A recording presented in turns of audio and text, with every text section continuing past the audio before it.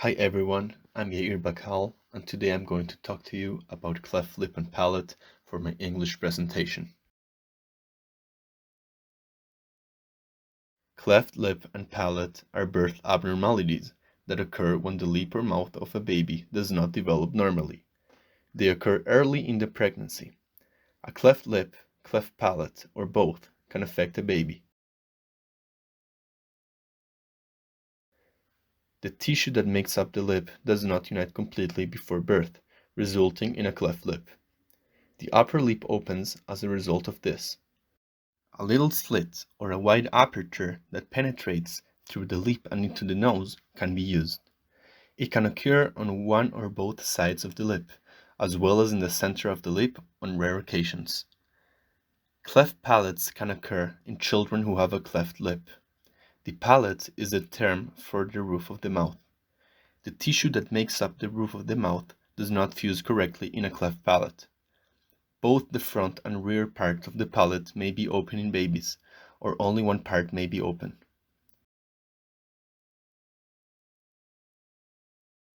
Feeding and speech issues are common in children with a cleft lip or palate. They may also suffer from ear infections, hearing loss, and dental issues.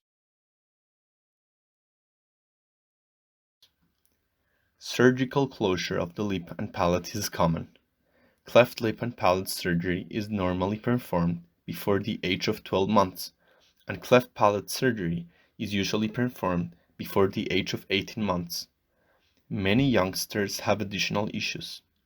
As they become older, they may require additional surgeries, dental and orthodontic treatment, and speech therapy.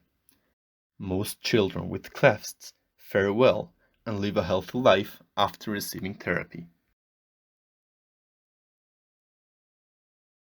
In Chile, an incidence of 12.1 per 10,000 live births with cleft lip with or without palatal involvement and 6.0 per 10,000 live births with cleft palate was determined.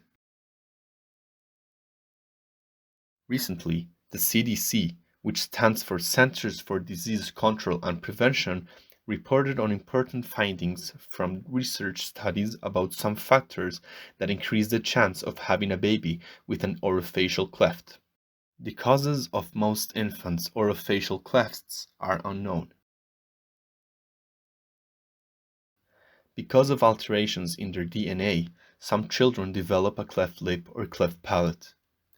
Cleft lip and palate are thought to be caused by a combination of genes and environmental factors, such as what the mother comes into touch with in her environment, what she eats or drinks, and specific drugs she takes during pregnancy. Women who smoke during pregnancy are more likely than women who do not to have a baby with an orofacial cleft. In comparison to women who do not have diabetes, women who have diabetes before pregnancy have a higher risk of having a child with a cleft lip or without a cleft palate.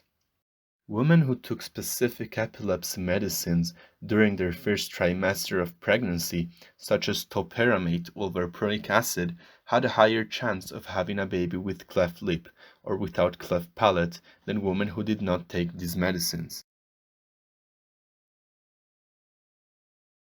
A regular ultrasound can detect orofacial clefts during pregnancy, particularly cleft lip with or without cleft palate. Cleft palate, in particular, can be diagnosed after the infant is delivered. Certain kinds of cleft palate, such as submucous cleft palate and bifid uvula, are frequently not identified until later in life.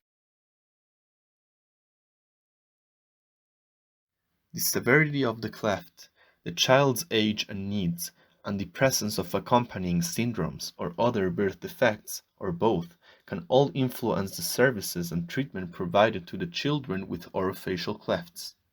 Cleft lip and palate surgery is commonly performed in the first few months of life and is advised during the first 12 months. Cleft palate surgery should be done within the first 18 months of life, or even earlier if possible. As they get older, many children will require additional surgical treatments. Surgical correction can help a child's face look and feel better, as well as enhance breathing, hearing, and speech and language development. Children with orofacial clefts may require additional treatments and services, such as special dental or orthodontic care or speech therapy. Most children with orofacial clefts do well and lead a healthy life. Some children with orofacial clefts may have issues with self-esteem if they are concerned with visible differences between themselves and other children. Parent-to-parent support groups can prove to be useful for families of babies with birth defects of the head and the face, such as orofacial clefts. Thank you very much for your attention. I hope that in this video, the matters related to cleft lip and palate, their possible causes, and their correct treatment and management of symptoms have been clearly understood. As a personal reflection, I feel that this problem attempts, in addition to physiological problems, against the personality of the human being, causing possible emotional and self-esteem problems, which is why it's absolutely necessary to learn about the subject and, of course, never judge another person by their appearance. I hope you have a nice day.